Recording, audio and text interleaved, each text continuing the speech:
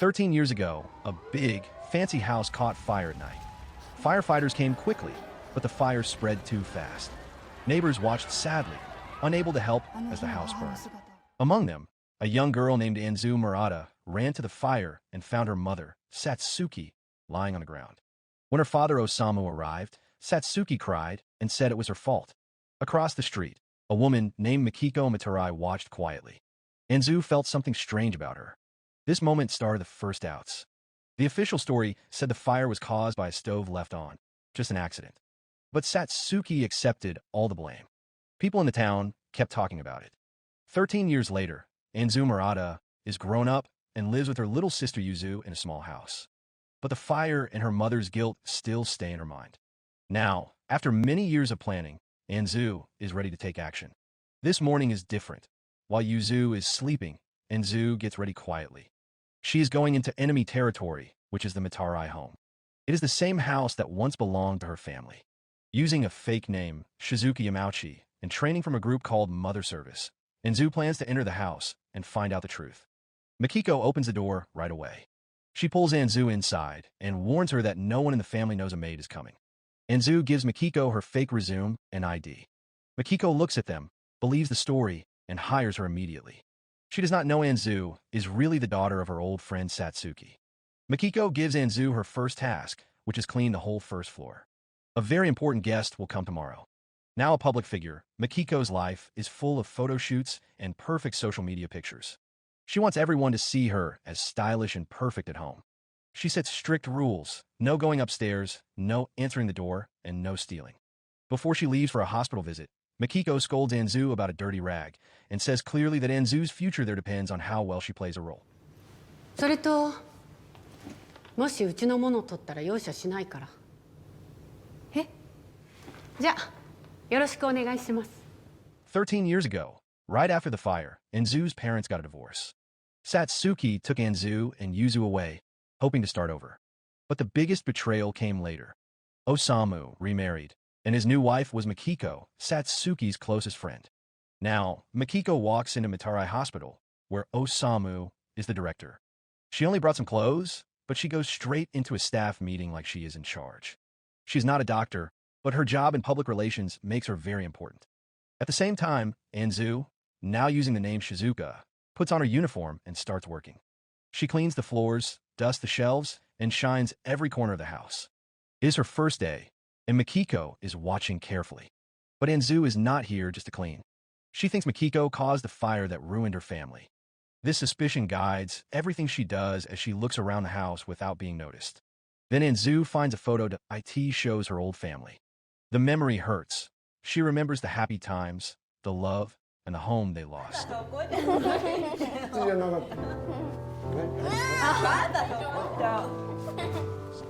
Everyone said it was just a stove accident, but Anzu never believed that. As she looks at the photo, one thought comes clear. If the truth was hidden in the fire, then it's time to burn away the lies. Because sometimes to find the truth, you have to walk straight into the fire. This is Burn the House Down. Anzu keeps cleaning. While fixing the couch cushions, she spots a hairpin with the letters SM, the same as her mother's initials. She carefully puts it in her pocket, making sure no one sees. Then, she hears footsteps upstairs. Someone might be watching her. But Anzu stays calm and keeps working like nothing happened.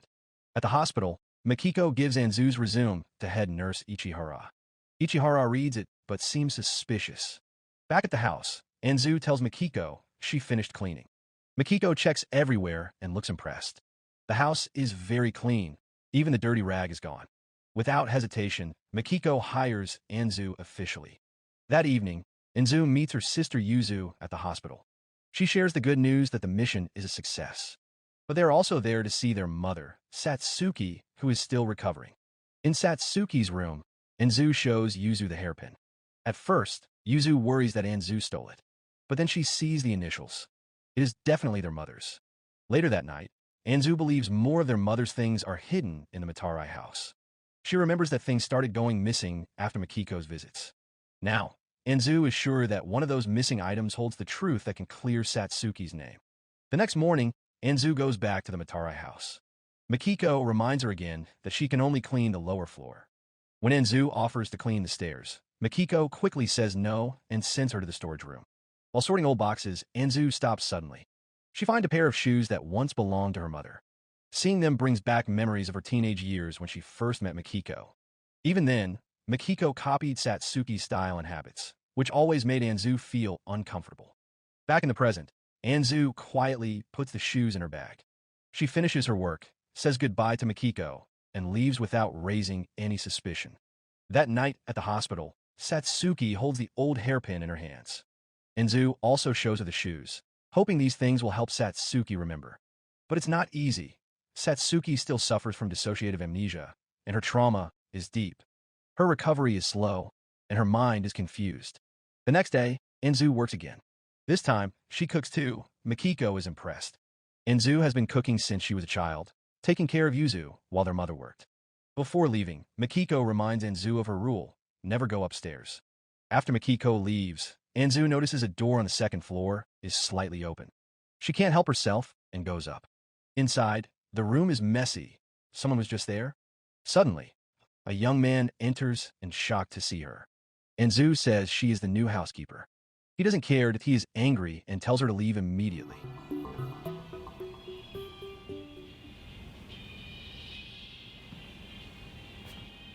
誰だお前。私家事代行スタッフの山内と申します。見るなって言ってんだよね。二度とここに近いんだ。 After work, Anzu meets her best friend Korea. Korea helped create Anzu's fake identity and found information about the Matarai family. Anzu tells her about the mess, the video game, the angry attitude young man. She thinks the man is Shinji, Mikiko's youngest son, who is said to be a medical student. But Anzu remembers Shinji as someone who only played games and hardly studied. Why would he say he's in med school? Korea agrees. Maybe this is why Mikiko is strict about Anzu staying downstairs. Korea looks more and finds possible hiding places in the house where their mother's things might be, such as Mikiko's private closet and a hidden storage room.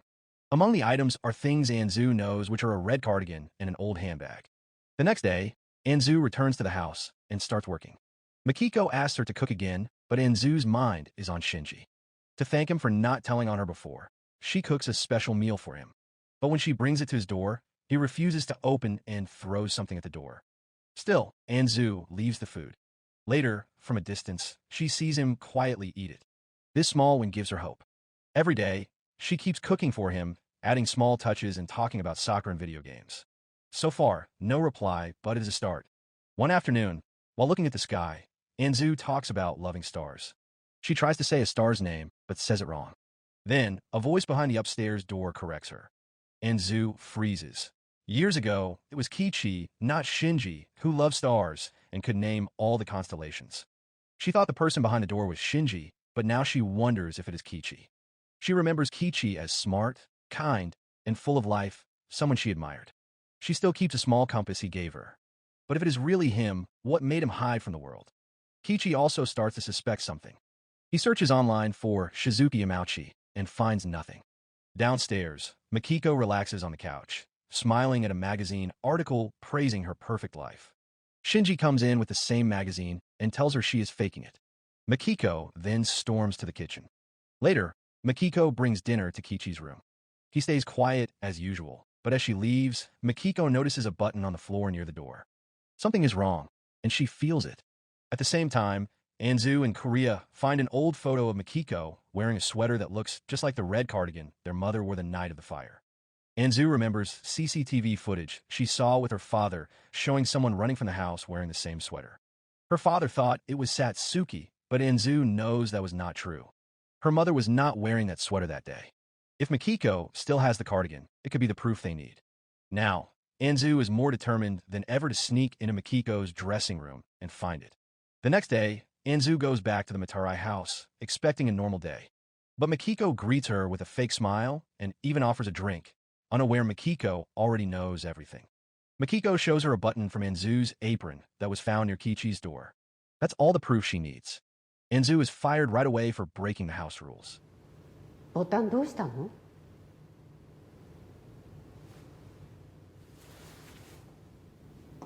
あなたのよね。あなたは約束を破るし、今までありがとう。At home, Yuzu has had enough. She watches her sister suffer and decides to help. She remembers meeting Shinji at a party and exchanging phone numbers. Shinji figured out that Yuzu is his half-sister. Now, she contacts him again, and this time he answers. She invites him to a quiet cafe, hoping to get closer and find out what Mikiko is hiding. Meanwhile, Mikiko's perfect image is still shown to the public. She looks like the perfect woman, a model, wife, and homemaker. But without Anzu, things go wrong fast. Trash piles up, and the pressure grows. One night, a neighbor complains about a bad smell outside. Just as things get tense, Anzu arrives and helps, saving Mikiko from embarrassment. Anzu asks for her job back and admits she knows Kichi is upstairs but never told anyone. Mikiko refuses at first, wanting to keep control. But she soon realizes she needs Anzu and rehires her. With Anzu back, Mikiko's image gets better and trust grows.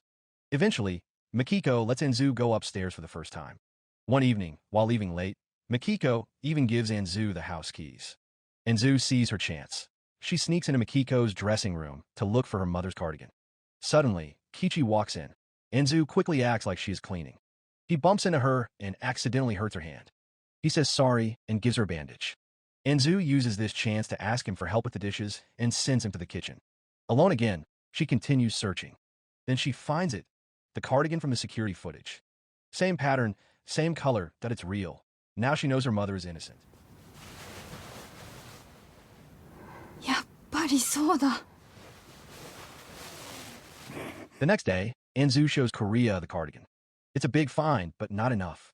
Korea says the problem is clear. Without real proof like video footage, the cardigan alone won't be enough. Then Anzu remembers the missing piece, the original CCTV memory card. Years ago, she hid it in her father's medical records room, hoping to keep it safe from anyone trying to destroy it. Now, that memory card is their only chance to find the truth. But the hospital next to the house has strong security, and Anzu needs a staff access card to get inside. She starts searching the house, hoping to find one. But before she can, Kichi catches her. He's been suspicious. After failing to find anything about Shizuki Yamauchi online, he starts to put the pieces together. The way she knows the house and talks to him, he realizes the maid is really Anzu. Anzu tries to explain, hoping he will understand. She says she only came to find her mother's things, hoping they will help her recover. But Kichi misunderstands that he thinks Anzu is accusing Mikiko of stealing and becomes more suspicious. Without telling Anzu, Kichi hides a camera in Mikiko's dressing room to watch her closely. Soon after, Anzu reveals who she really is and why she is searching. But Kichi stays suspicious that he does not trust her and thinks about telling Mikiko. Anzu feels scared that if Kichi tells Mikiko, everything she worked for will be lost. But the next day, nothing happens. Instead, Mikiko asks Anzu to come early to help with cooking. Anzu is confused but careful. She thinks Kichi might have decided not to expose her. Maybe he sees that she helps keep the house together. Later, Kichi calls Anzu to his room. He gives her books about money and online business and asks her to write an article based on them. If she refuses, he says he will show the video of her going into Mikiko's private closet. It turns out Kichi runs a secret website full of gossip, fake news, and scandals, even about his own family. The website gets many visitors and makes money, but no one at home knows where the money comes from. Anzu watches him work, focused on the screen. It is hard to believe this is the same boy who loved stars and dreamed big. Now he feels like a stranger. With threats on her, Anzu feels trapped and tells Yuzu everything. Yuzu acts quickly. Still talking to Shinji, she teams up with him to make a plan. Their target is the archive room at Mitarai Hospital. Pretending to visit their father, Yuzu brings Shinji. In his office, she pretends to go to the restroom and follows Anzu's directions. She finds the card hidden in patient files. A staff member sees her but does not stop her. Yuzu runs to Korea. Together, they check the sweater from Akiko's closet and the one in the video. They are the same, but the face in the video is too blurry to be sure. The sweater alone is not enough proof that Mikiko started the fire. The next day, Anzu visits Kichi and finds him hiding behind his wardrobe, quiet and upset. He finally talks. Mikiko found out about his secret website after seeing strange bank activity. Now he feels trapped and lost. Then things get worse. Kichi acts inappropriately toward Anzu. She moves away, scared, and hides. He follows, angry and sad, talking about how weak his parents are. Then he says he thinks his mother might have started the fire. Anzu stays strong. She defends her mother and says all clues point to Mikiko. Something changes in Kichi. Then he tells her there is a place she needs to see that might finally show the truth. 母親だとさ。じゃあ誰がやったんだよ。 The next day, while Anzu was working, Kichi quietly asked her to walk to the front gate. Anzu waited, unsure what he was planning. But just as Kichi reached the edge, he stopped. He looked around, scared, then turned back. Back in high school, Kichi had everything. He was a top student and got into a good university. But after 2 months, he dropped out. People started saying he got in with bribes. At first, he ignored it, but when he asked Mikiko, she said she had paid the school without telling him. Worse, she paid his friends to avoid him. Feeling alone and called a liar, Kichi broke down and stayed away from everyone for almost 10 years. Then Anzu came into his life. She was honest with him. She said this was not sadness, but hiding. To move forward, he had to face the truth. As she spoke, Anzu cleaned his room, opened windows, and helped clear the mess. She showed him that the past can't be changed, but the future is his. For the first time in years, Kichi listened. Later, Shinji came home and was shocked. Kichi was talking and letting someone in. No one had come close before. When Anzu left, Shinji thanked her, but something felt strange. The way she talked to Kichi seemed too familiar. The next day, suspicious, Shinji followed Anzu after work. But Kichi warned her just in time. With Korea's help, Anzu changed her path and wore a simple disguise. Shinji lost her. Her secret stayed safe. Meanwhile, Yuzu took action. She visited their father, Osamu, and asked about their late mother. She wanted to know if Satsuki kept a blog or diary. Osamu said she did, but finding it would be hard. Yuzu told Anzu but kept their father's help secret. She wasn't sure she could trust him. At the same time, Kichi invited Anzu to visit their old family home. He thought something from the past was hidden there.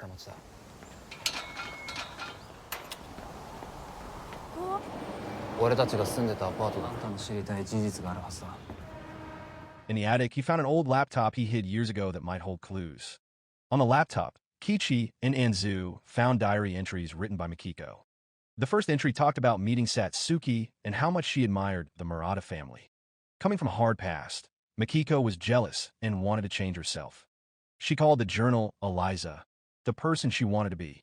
Kichi believed these entries might explain everything, including the fire. He gave a laptop to Anzu, hoping it would connect the clues. Anzu brought it to Korea. Together, they searched the files for answers. Meanwhile, Yuzu kept investigating. She showed Osamu a photo of Mikiko wearing the same cardigan seen in the CCTV. When Osamu saw it, he agreed to check Mikiko's closet that night. But the next day, Yuzu went to meet Osamu again, not knowing Mikiko had arrived early. Head nurse Ichihara had warned her.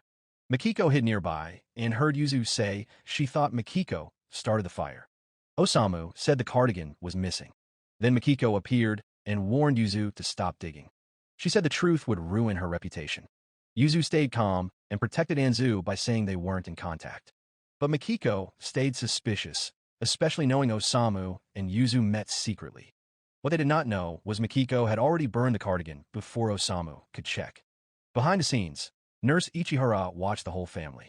She followed Osamu's moves, Anzu and Yuzu's steps, even Shizuka Yamauchi. All information went straight to Mikiko. Later, Yuzu met Anzu and quickly said sorry. She worried she might have ruined their secret by talking about the fire and the cardigan. But Anzu stayed calm. They would find another way.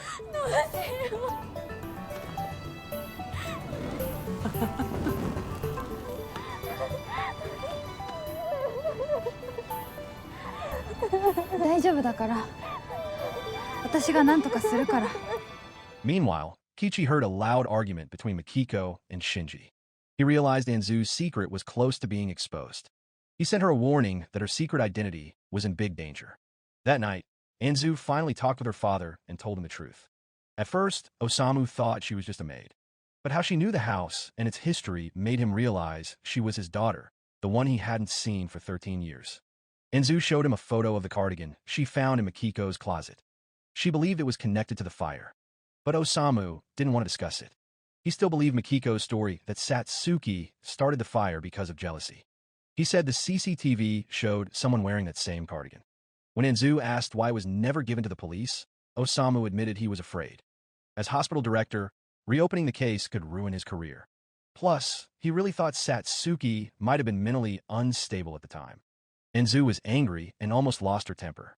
But before it got worse, head nurse Ichihara came in and stopped her.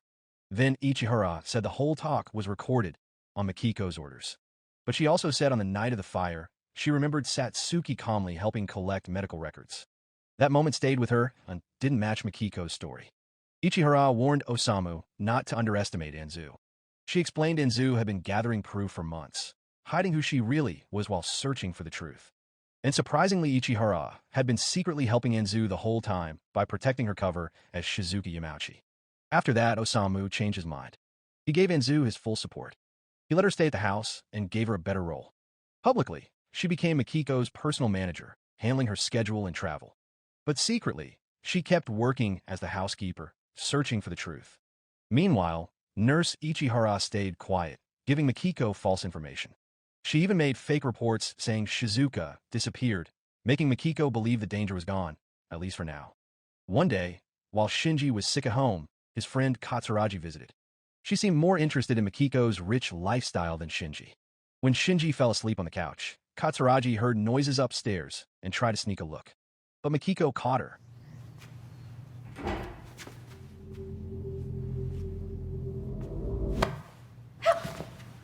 Mikiko insulted Katsuragi, criticized women in modeling, and bragged about doing anything to stay rich. What Mikiko didn't know was that Katsuragi was recording everything. The video went viral fast. Mikiko panicked and sent her manager to pay Katsuragi to delete it. Katsuragi agreed, but the damage was done. Then, Mikiko got a message from a secret blog by someone called Majina. The post said a model named M stole from a girl named Satsuki and bragged about it online in a group called Eliza. It hinted M now worked in entertainment. At first, Mikiko ignored it, but the blog became very popular, and in the comments, Yuzu's name stood out. Mikiko stormed over to find Yuzu and took her home, sure she was the leak. The fight made Yuzu remember seeing Mikiko in Satsuki's closet right before the fire. A scary thought came. Maybe the fire was to hide a theft. Wanting answers, Yuzu searched for the Majina blog again, but it was gone. Mikiko tried to take control fast. She said Yuzu was lying and demanded proof that Yuzu was even there the night of the fire. With her reputation at risk, Mikiko knew she was running out of time. Soon after, Enzu came to the house, saying she was there to drop off some papers, but that was not the real reason. In front of everyone, she revealed that Mikiko had asked her to meet someone called Majina. But something was strange. The address Mikiko gave led them to the real Majina. When they visited, they found a quiet woman living with her old parents. She had no blog, no online accounts, and had never heard of Mikiko. It was a trick. Anzu and Kichi had made a fake Majina blog and put it online to trick Mikiko into showing her true self. And it worked. Later, the real Majina came forward with a photo from an event 13 years ago. In the picture, Mikiko was clearly wearing Satsuki's cardigan, the same one in the fire's CCTV footage. At that moment, Enzu told the final truth. She was not Shizuki Yamauchi. She was Enzu Murata, Satsuki's daughter. 私、山内静香じゃないんです。御手洗杏です。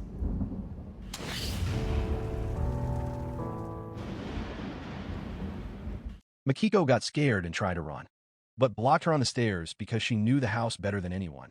With Kichi watching, Mikiko broke down and admitted she started the fire. Enzu had every reason to fight back, but she did not. She did not want revenge. She wanted justice. Before leaving, she asked Mikiko to say sorry to Satsuki and finally free her from years of false blame. The next day, Mikiko dropped the act. Instead of going to the hospital to say sorry to Satsuki like she promised, she went to a press conference. Polished and calm, Mikiko denied everything. Behind the scenes, she threatened Osamu, asking him to stay quiet and not divorce her. She even said the hospital's success was because of her. In public, she blamed online trolls and fake news. Enzu watched in shock. Mikiko chose her image over the truth. Worse, Osamu stood with her and said nothing, not one word to defend Satsuki or his daughters. Then, suddenly, Mikiko's Instagram started posting again, but this time, it was not perfect pictures.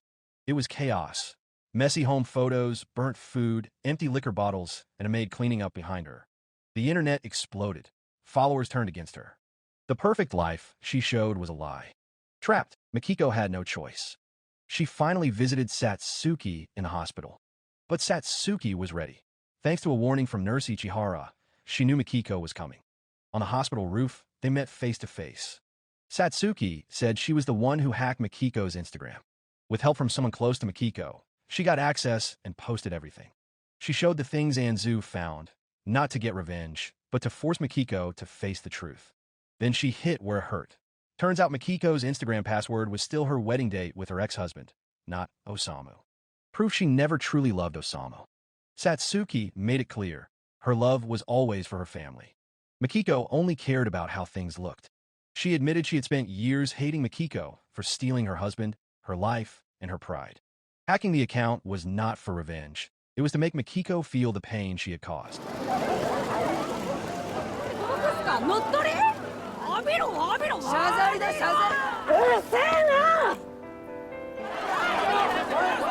2 weeks pass. The Matarai family is locked inside, hiding from reporters outside and facing a wave of angry online comments. But even with all the pressure, Mikiko tries hard to keep her perfect image.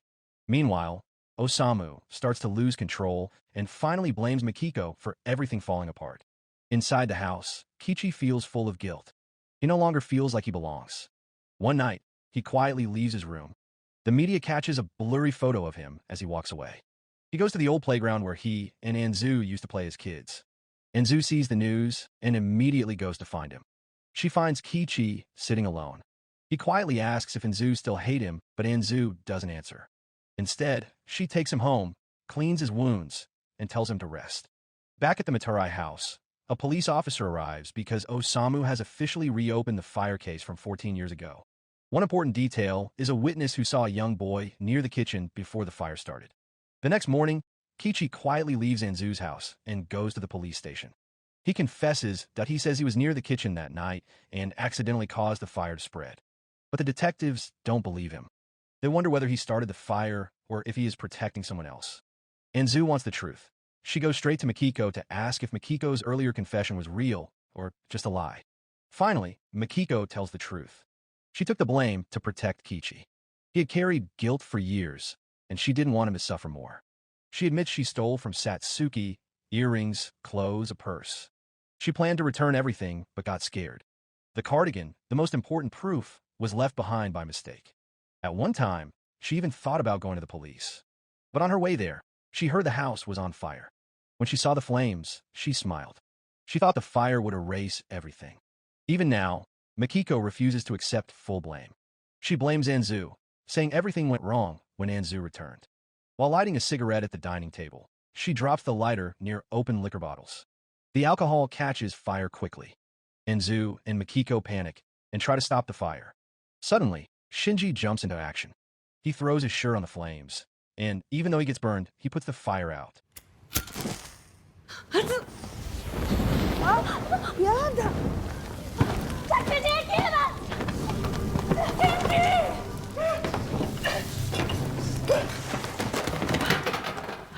When the smoke clears, Shinji finally speaks. He admits he started the fire 13 years ago. ごめん。悪いのは兄さんじゃなくて、どういうこと？御手洗家に火をつけたのは僕なんです。 That day, he found Satsuki's cardigan at their apartment and took it to the Matarai house. When he saw a plate of curry in the kitchen, he turned on the stove to warm it. He accidentally knocked over an oven mitt, which caught fire. Panicked, he grabbed the cardigan and ran, leaving the door open, hoping someone would notice. No one did. The fire spread fast, and the house burned down. Shinji kept quiet and watched the damage. He saw what it did to his mother and carried the guilt alone for all these years. After Shinji's confession, Anzu tells him the truth. She and Satsuki have carried the pain of that night for years to protect him. She is hurt, but does not want revenge. She wants him to face the truth and finally tell their mother. Shinji does what he needs to do. Standing before Satsuki, he admits he started the fire and says sorry for keeping quiet while she took the blame. Satsuki listens carefully. After a long pause, she says she is ready to let go. She is tired of living under doubt. She reminds Shinji that actions have lasting effects, and from now on, he must live without hurting others. Meanwhile, Kichi finally feels free from the guilt that haunted him. He always thought Mikiko was responsible, but after seeing Satsuki's burned socks, he quietly wondered if Shinji was behind it all. Still, he kept quiet to avoid the truth. But meeting Anzu again changed everything. He learned that staying silent only made things worse. Shinji admits he was scared to speak up. Kichi tells him it is never too late to change. On the way home, Enzu makes a sincere request. She wants to live with Kichi. At first, she blamed Mikiko for breaking her family. But now, she understands Mikiko is just human, imperfect like everyone else. Enzu believes they can move forward together. She doesn't want Kichi to feel alone anymore. For Mikiko, she spent her life trying to control everything. Now, she knows her children will make their own choices, with or without her. 3 months later, Mikiko starts a new online platform. The divorce is final, but she keeps the Matarai name. As long as people still support her, she still sees herself as Mikiko Matarai. Shinji gains attention from the media. Legally, he was only 14 when the fire happened, so he is not blamed. But he refuses to hide behind that. He asks Osamu for a second chance to work at the international hospital. Osamu agrees, but only if Shinji earns his medical degree first. Filled with regret and a new purpose, Shinji starts rebuilding his life, hoping one day to give Yuzu the happiness she deserves. Yuzu now works at a job agency, using her kindness and voice to help others. Satsuki has fully recovered and is ready to follow her dream of studying abroad. Yuzu promises to support her every step. Enzu, now living with Korea, keeps designing clothes for clients worldwide. Her life is simple but finally complete. She is surrounded by true friends, loving family, and a partner who never left her side. So the moral of the story is, never trust curry. It may smell delicious, but it can burn down a house and ruin a family for over a decade.